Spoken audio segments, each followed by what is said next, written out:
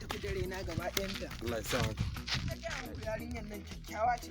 Na san duk tafi fiturorin kuma fita gaba ɗaya. A ji wai ƙarya ne sai mun je. Ai na gaya muku yarinyar nan ta haɗu amma ina jin fa can an kusa gidan gashi an kusa ƙarasowa. Kai ina ka haɗa yarinyar nan hakiki.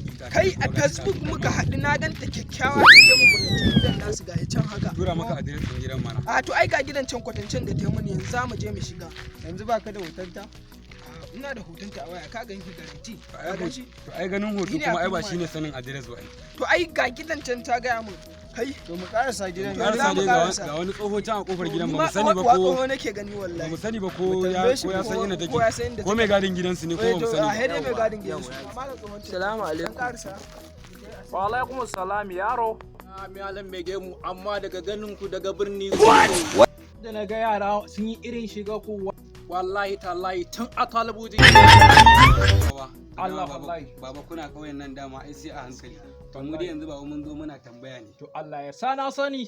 Dama to wawa wannan abokin namu wata yarinya yake so suka. Wata diya kuka zo nema yaro? To yarinya dai yara suna da yawa anan to ya sunan diyar da kuke nema?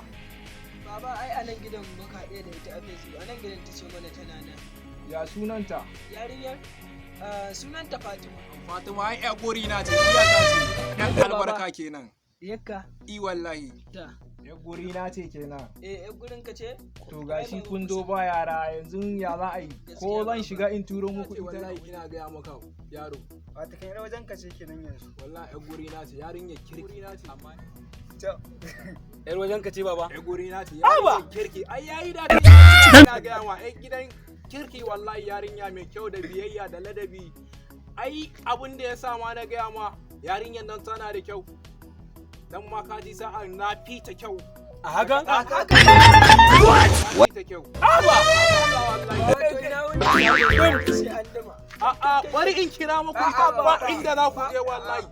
Ku zo daga birni ko kuka zo? Baba zo daga birni ku ce.